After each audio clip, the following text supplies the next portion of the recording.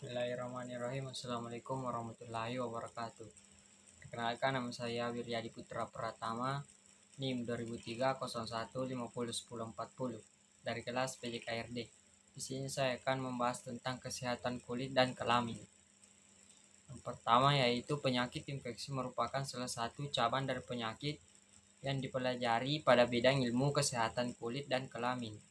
Pada bidang kulit, infeksi dapat dibagi berdasarkan penyebabnya, seperti infeksi bakteri yang dikenal dengan pioderma, infeksi jamur yang dikenal sebagai dermatomikosis disebabkan oleh virus dan manifestasi dari parasit. Yang pertama yaitu pioderma. Pioderma merupakan penyakit infeksi pada kulit yang disebabkan oleh bakteri penghasil nanah, sehingga dalam pemeriksaan sering ditemukan efloresensi pustul atau krusta kuning kehijauan. Pada umumnya sebanyak 60% individu normal ditemukan oleh S. aureus yang tumbuh intermiten pada kulit dan mukosa. Penularan penyakit ini dapat terjadi akibat kontak langsung dengan penderita atau udara. Klasifikasi pioderma. Pioderma primer, infeksi yang mengenai kulit yang normal. Adapun pioderma sekunder, infeksi pada kulit yang sudah ada penyakit kulit lain sebelumnya, sehingga dalam pioderma sekunder disebut impetigenisata. Misal eczema vulgaris, impetigenisata, prurigo, impetigenisata varicella, hidradenitis suppuratif, intertrigo, dan ulcus. Impetigo merupakan pioderma superficialis di mana infeksi berbatas pada epidermis. Impetigo diklasifikasikan menjadi 3, yaitu impetigo crustosa, impetigo bullosa, dan impetigo neonatorum. Impetigo crustosa yaitu penyakit yang disebabkan oleh Streptococcus atau Haemolyticus. Predileksi dari penyakit ini pada daerah wajah, area sekitar hidung dan mulut, di mana hal ini dikarenakan daerah tersebut merupakan sumber infeksi. Impetigo bullosa, penyakit ini paling sering disebabkan oleh Staphylococcus aureus dengan prediksi di aksila, dada, dan punggung. Impetigo neonatorum merupakan varian impetigo bullosa yang terdapat hanya pada neonatus. Kelainan ini dapat ditemukan menyeluruh. Adapun bagian-bagiannya yaitu impetigo crustosa, tampak krusta kuning seperti madu dengan dasar erosi. Yang kedua atau B yaitu impetigo bullosa, tampak bulah hipopoin, kolaret, dan erosi. Folikulitis, peradangan yang mengenai folikel rambut. Penyakit ini disebabkan oleh Staphylococcus aureus. Folikulitis dibagi menjadi 2 berdasarkan kedalaman infeksi, yaitu folikulitis superficialis dan folikulitis profunda. Folikulitis superficialis dapat disebut juga sebagai bokar impetigo, kelainan kulit berupa papul eritem atau pustul berbentuk kubah yang di tengahnya terdapat rambut. Folikulitis profunda yaitu tempat predileksi di bibir atau di dagu. Di dagu, kelainan kulit berupa papul eritem atau pustul disertai infiltrat subkutan yang dapat diraba. Papul eritem dan pustul multiple folikulitis. Adapun furunkel yaitu perdagangan yang mengenai folikel rambut dan sekitarnya. Penyakit ini disebabkan oleh Staphylococcus. Furunkel umumnya timbul pada daerah yang lembab dan lipatan seperti leher, wajah, aksila, dan bokong. Beberapa faktor dapat menjadi pencetus terjadinya furunkel seperti obesitas, gangguan fungsi neutrofil, imunosupresan akibat glukortikoid sistematik, kemoterapi, dan defisiensi imun globin. Furunkel yang lebih dari satu disebut sebagai Furunculosis. Bila berkumpul menjadi satu disebut karbunkel. Karbunkel biasanya lebih luas dalam pasien pada umumnya akan merasa sangat nyeri dan mengeluh demam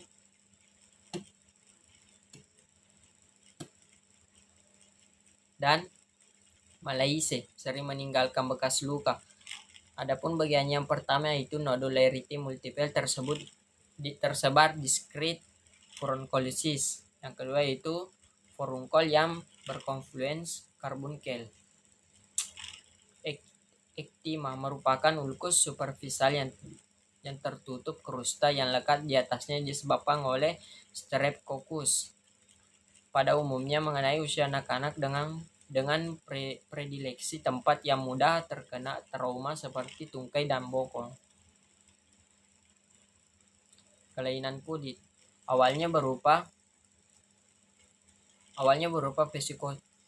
vesikopustul yang pecah akan tampak krusta tebal berwarna kuning yang bila diangkat tampak ulkus dangkal berbentuk cawan dengan tepi meninggi.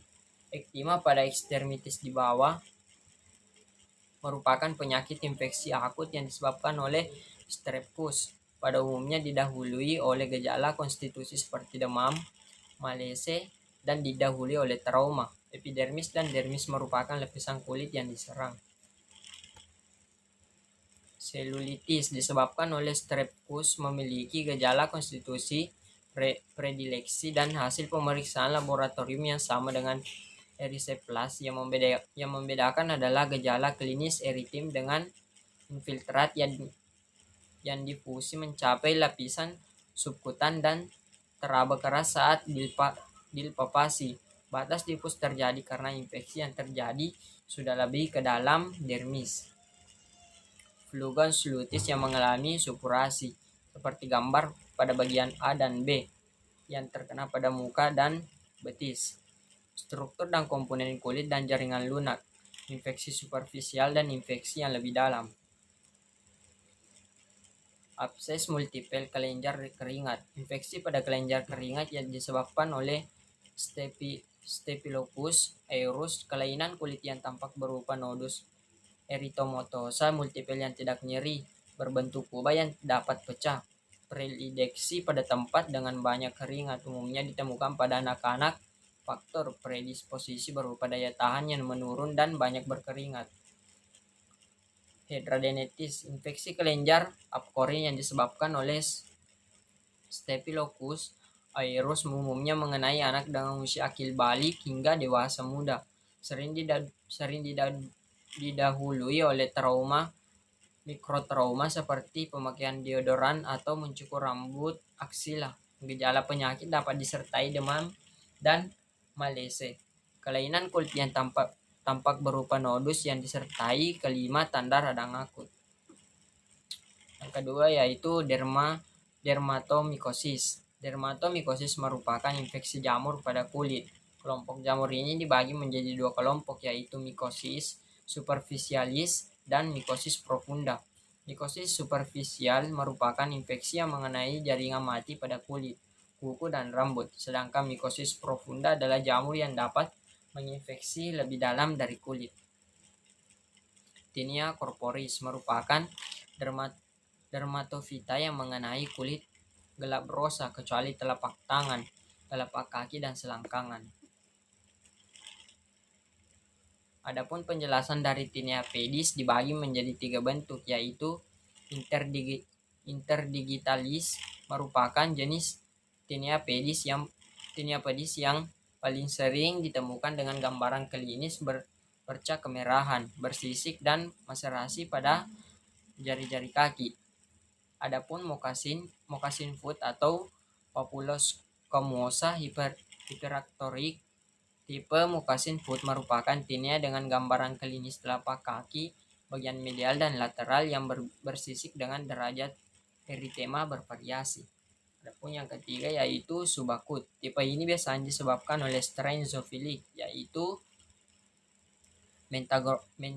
Mentagrophytis dengan gambaran klinis vesikel tegang dengan ukuran lebih dari 3 mm. Vesikopustul atau bula yang tampak pada telapak kaki dan area periplantar. Tinea manum memiliki bentuk yang sama dengan tinea pedis. Jika didapat pada punggung tangan, biasanya akan memberikan gambaran tepi seperti gambaran pada tinea corporis. Tinea capistis.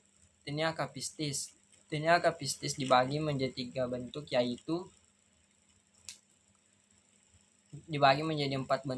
yang pertama Grey patch, paling sering disebut oleh M. audoni dan M.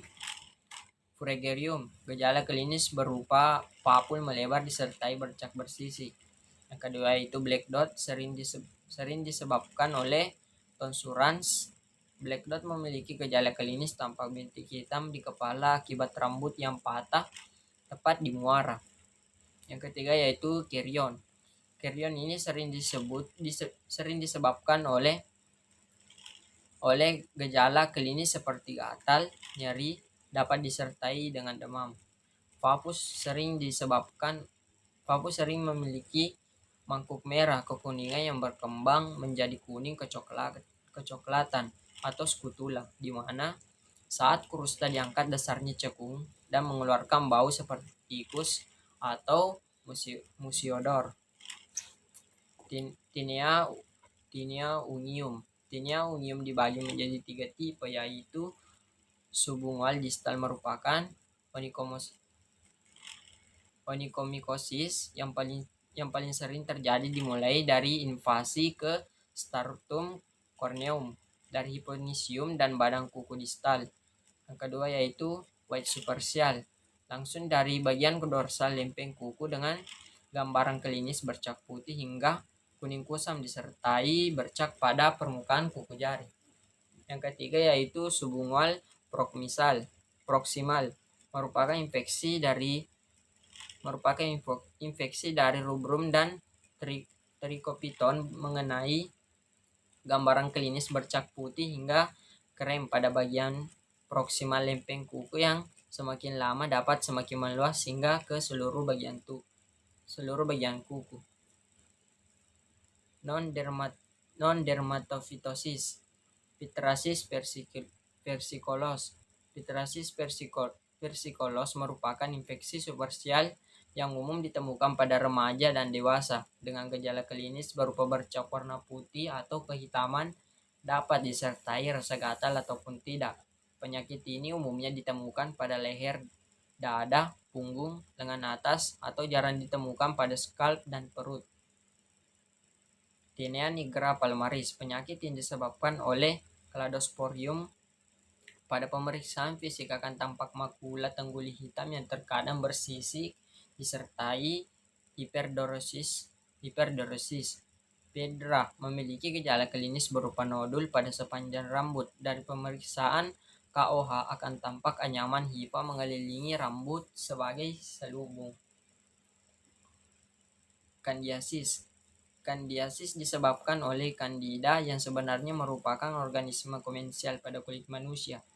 Orofaring saluran napas, saluran pencernaan, dan mukosa genital. Terdapat 15 hingga lebih dari 200 spesies Candida yang berperan dalam penyakit ini, tetapi spesies yang paling sering ditemukan adalah Candida albicans. Gejala klinis adapun bagian-bagiannya yaitu kandidosis oral atau trus. Yang kedua yaitu kandidosis kutis dan selaput lendir genital. Lokalisata vulvogenitis, balantitis atau balanopositis. Yang ketiga yaitu paronychia candida dan onychomycosis. Yang keempat yaitu kandidosis mukaton kronik. Yang kelima yaitu reaksi ID. Etiopatogenesis merupakan kandida organisme atau komensalisme pada kulit, tetapi dalam kondisi tertentu dapat memberikan keluhan.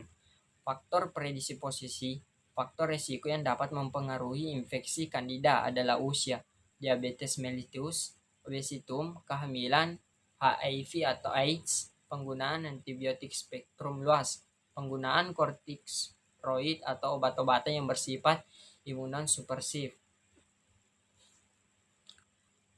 Zoonosis atau protozoa.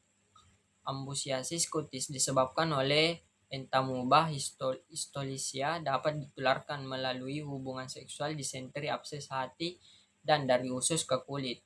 Yang kedua yaitu trichomoniasis. Trichomoniasis merupakan infeksi urogenital bagian bawah, dapat bersifat akut atau kronik, disebabkan oleh vaginalis dan dapat mengenai laki-laki atau perempuan. Cacing. Cutaneous larva migrans adalah erupsi kulit dengan penjalaran superginosa sebagai bentuk reaksi hipersensitivitas kulit terhadap larva cacing tambang atau netamode atau produknya. Insekta atau kutu. Scabies merupakan penyakit kulit yang timbul akibat infestasi dan sensitasi dari produknya. Penularan dapat melalui kontak langsung dan tidak langsung. Pediculosis. Pediculosis adalah infeksi kulit atau rambut pada manusia yang disebabkan oleh pediculus. Selain menyerang manusia, penyakit ini dapat menyerang binatang. Pediculus capitis, pediculosis corporis, pediculosis pubis.